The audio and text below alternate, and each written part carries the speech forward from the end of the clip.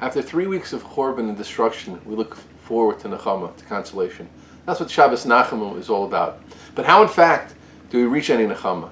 How are we consoled? Let's offer two approaches. Approach number one.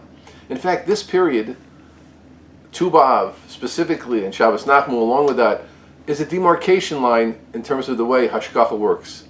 If for 3 weeks it was a bad idea to be involved in court cases and the like, now is a time when our mazel is auspicious, when things are looking up, when things are good. The Gemara in Baba Basra, Kuf Chaf Aleph, in fact, lists many things, wondrous and wonderful things that happened specifically on Tu B'Av.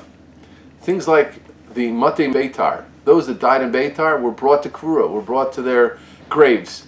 The Shvatim, the tribes that were not marrying each other, then married each other once again. Specifically, it says that Binyamin, the Shevet of Binyamin, the tribe of Binyamin, who had been ostracized from the rest of the Jewish people because of Pilegish Giva, that unfortunate episode, now again could marry within the rest of the Jewish people.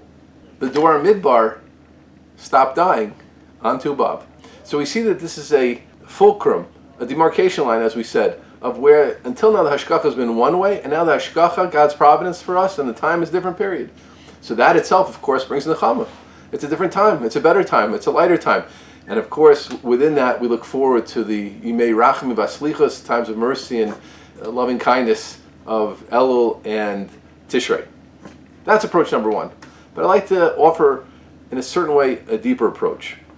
The Gemara at the end, very, very end of Makot, tells the amazing tale of Rabbi Akiva v'Chachamim. It's amongst a few tales of Rabbi Akiva v'Chachamim. Each one should be looked at and learned. Shuv pa'machas hayol Yerushalayim. The Chachamim went together with Rabbi Akiva to Yerushalayim. Kevin Shigi lahar Tzofim karo b'gdeim. All of them, sounds like Rabbi Akiva also, when they got to Har Tzofim, the Har which overlooks the Makam HaMikdash and the Churban then, the destruction, karo b'gdeim. They ripped their clothes. They saw a fox. Could you imagine? They saw a fox leave the Holy of the Holy. They were all crying, understandably, and Rabbi Akiva was laughing. Why are you laughing? The Jew answers with a question. Well, why are you crying?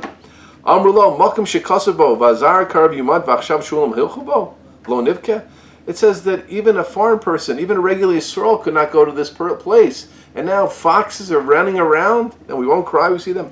Amar Len, he said to them, that's why I'm laughing. Lekachni mitzachek. Tichsi va'idi li edim ne'emanim. Es Uriah ve'Zechariah. In Uriah etz Zechariah, the pasuk, the verse mentions two Nevi'im which didn't live in the same period. Uriah and Zechariah. Why? One was in the first temple, one was the second temple. Ella talakasav nevuah, to show that their nivot are dependent one on the other. Uriah brought a nevuah, a prophecy of destruction, but Zechariah brought a nevuah of consolation. Od yeshvu zakenim uzakenot b'choved Yerushalayim. Again, they will sit, the old men and old women, in the Rechovot Yerushalayim, in the streets of Jerusalem, as we see today. And he said,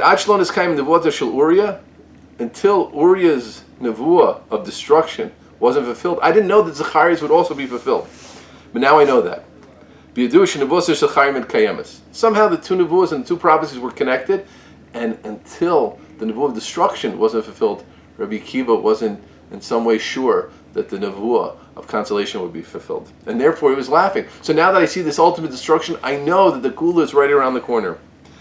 And then what did they answer? Chachamim, Akiva nichamtanu, Akiva nichamtan. Akiva, you brought us Nechama. Akiva, you brought us Nechama. By showing us that other aspect, looking into things a deeper way, you showed us Nechama. And this reminds me of, I have a very good friend named Akiva, and I flew into America for his Ufruf and his wedding, and he in fact was marrying a girl named Nechama. And when I got to the Ufruf and I spoke a little about my friend, I mentioned this Chazal, and I said, see, with Akiva comes Nechama. Rabbi Akiva always brought us Nechama. But let's understand here, what is the Nechama? And this shows another approach to the Nechama. It was the consolation is a new perspective. The same facts, but looking at them in a deeper angle, in a different angle, a different appreciation, that brings consolation. There was something in our lives which we looked at so negatively, but now we can see it positively. That brings Nechama. The first outlook, the way the Chachamim looked at it, was a true way. Destruction, Chorban, Sholem, Hilchubo, those Chachamim, of course, looked at things in a true perspective. But Rabbi Akiva flipped things around and said there's another way to look at this, a deeper way to look at this, to understand it with a different light. And in that comes consolation. And so too in our lives. We all have a lot of difficult things. We can view those difficult things as just as they are, or we can see them, as is often said, as opportunities. That difficult child being fired, trouble with Parnasa, difficulties in Shalom Bayis, they're difficulties, but when we can look at them with different glasses on, that can give us Nechama. So those are two aspects, two ways to look at Shabbos Nachamu. Shabbos Nachamu, one, represents the change in Hashgacha, but it also represents the time when we look at the same facts, but we turn them over and see that negative situation as something which, of course, has also a positive light to it, and with that, we reach true consolation.